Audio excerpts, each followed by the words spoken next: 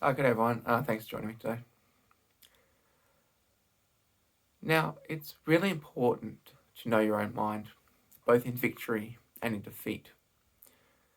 And the reason I bring this up, it's sort of highlighted particularly by what UFC middleweight champion Israel Adesanya mentioned.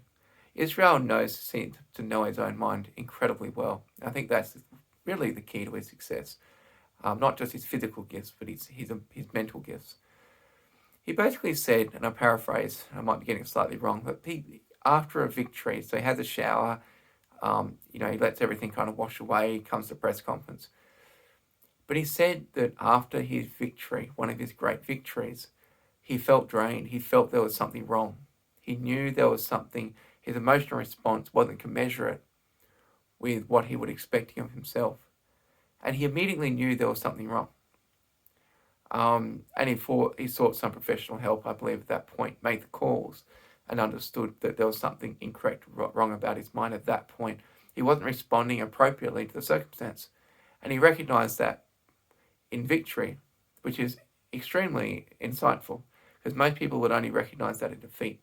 When we have moments of incredible doubt and struggle and pain and loss and fear and all those things, where we see that suffering and we need help to get through that.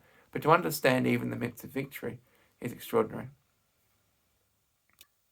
I think he knows that because of two things. One, that he's clearly, as he alluded to before, back before he was fighting professionally, he wasn't, there were times in his life that were quite dark. And so I think he understood that his mind could go to those places.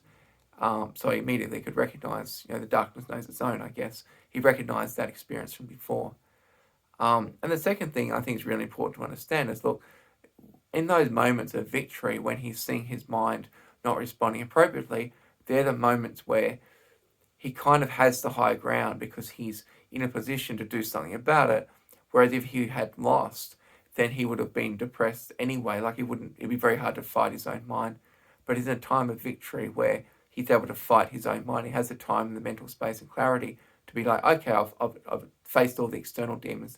I defeated an opponent. I've always performed at the highest level and done really just extraordinary things. Now it's time to face my own mind, because the physical and the mental, they sort of go hand in hand, right? I think as I read in the book, the Dragonlance Chronicles, or Dragonlance Legends, the world above mirrors the world below, and the world of the mind mirrors the world outside. But they both need to be dealt with. So we need to strive for greatness in the external world, but we also need to understand that there's an internal path that reflects the world. It's a world above mirrors the world below, but it's not the same. It needs its own specific training. It needs its own specific attention. There are these two worlds that are kind of linked. There's the external world and the internal, and they need that both their attention. So even achieving the highest of the highs, as Israel did, is still not enough. You do still need to address the internal all the time, or else. And I think you hear about this a lot with champions, that they achieve the greatest victory, and they're left thinking like, okay, what now? Like there's just this sense of not achieving what they want internally, despite achieving external success. Fortunately for me, I haven't achieved any external success, so I'm not faced with that naughty problem. It's not all mumbo jumbo. It's not all hocus pocus, or, as Sam might say. It's not all airy fairy, a name for it. Not all woo woo.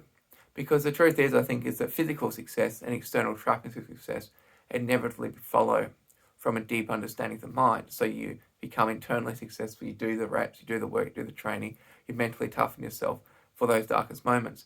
And then you'll begin to see, as you do that, the external trappings of success.